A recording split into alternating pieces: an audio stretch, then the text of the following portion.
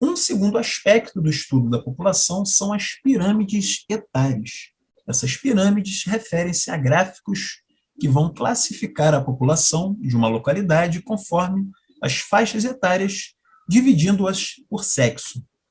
Vale ressaltar que a pirâmide etária permite analisar a evolução do perfil populacional de um território e suas informações, a fim de elaborar políticas públicas, né? O Estado possa, na verdade, elaborar essas políticas públicas no intuito de atender às demandas da população.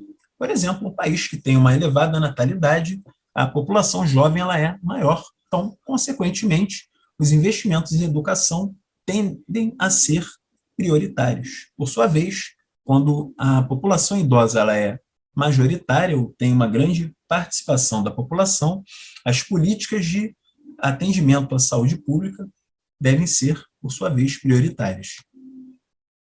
As pirâmides etárias, elas retratam algumas características da população, conforme comentamos, tanto pela faixa etária, assim como o sexo, né, da população.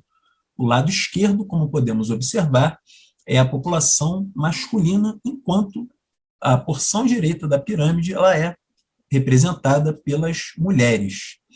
Temos aqui uma pirâmide etária, né, um exemplo de uma pirâmide etária, na verdade, dois exemplos, com uma legenda mostrando na cor rosa a população jovem, a população adulta na cor azul e a cor amarela representando a população idosa. Conforme a gente pode observar, a primeira pirâmide ela é uma pirâmide tradicional, onde a base da pirâmide é mais larga, perdão, o meio da pirâmide tende a se afunilar e o topo é muito reduzido. A segunda pirâmide, por sua vez, ela mostra uma característica de uma base mais estreita, o corpo da pirâmide, né, o meio da pirâmide, ele tem uma tendência a se alargar e o topo da pirâmide ele é bem maior se comparado à primeira pirâmide. A gente tem aqui características de dois continentes com peculiaridades aí bem típicas, né? O continente africano, ele retrata aqui nessa pirâmide uma elevada natalidade, tendo em vista a população mais jovem, né? Em números percentuais, a população adulta, representada na cor azul, ela é majoritária, né? Principalmente indivíduos entre 15 e 19 anos, até os seus 59, mais ou menos, representam a maior fatia dessa população, né? O que mostra, por exemplo, uma grande disponibilidade, por exemplo, de mão de obra, né? A população economicamente ativa, que tende a ser uma população majoritária num país africano, por exemplo. A segunda pirâmide ela retrata um país europeu com uma natalidade reduzida, né? Podemos observar, por exemplo, a população de jovens ou a população infantil, né? Principalmente de crianças. A gente pode observar a base da pirâmide muito estreito, né? Enquanto o corpo da pirâmide tende a ser mais largo, né? A população em idade adulta e a população idosa num percentual considerável da população. Características quanto ao desenvolvimento.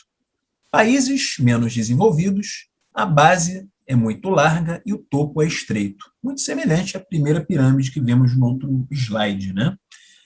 Países em desenvolvimento ou países emergentes, né, são países onde a pirâmide etária ela é representada por uma base larga e o topo alongado, enquanto os países desenvolvidos, os países centrais, digamos assim, a base da pirâmide é estreita e o topo é dilatado, né? Ele tem uma grande representação da população idosa.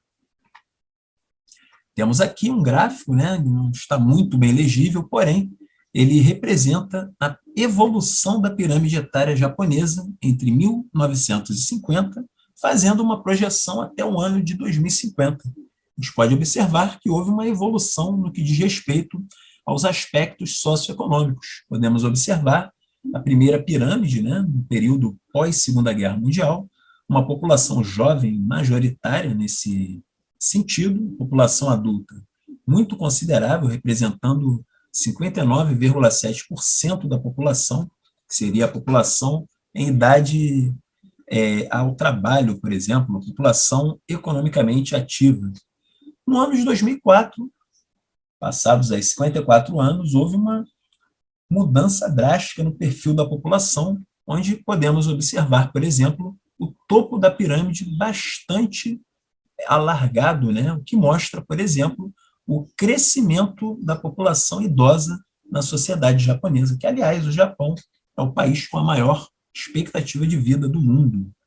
Por sua vez, temos um topo bastante estreito e uma base aqui relativamente considerável, representando aí mais de 66% da população, o que mostra que no ano de 2004, o Japão, por exemplo, obteve o que alguns geógrafos classificam como bônus demográfico, que seria o aumento da população economicamente ativa ou da mão de obra disponível. Porém, quando é feita uma projeção para o ano de 2050, a gente pode observar que a base da pirâmide tende a se encolher ainda mais, mostrando uma redução drástica da população jovem, enquanto a população adulta tende a diminuir, ao passo que a população idosa passará a ser maioria, o que muitos demógrafos classificam aí como um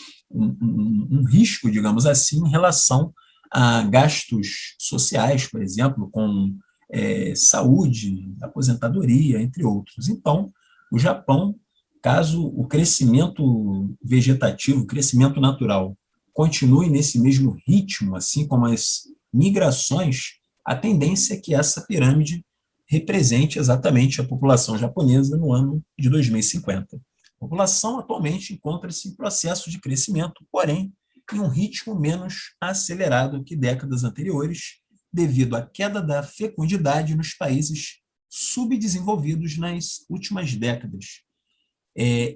Essa queda está muito associada a dois fatores, como o crescimento vegetativo, que é o crescimento natural, e a taxa de migração.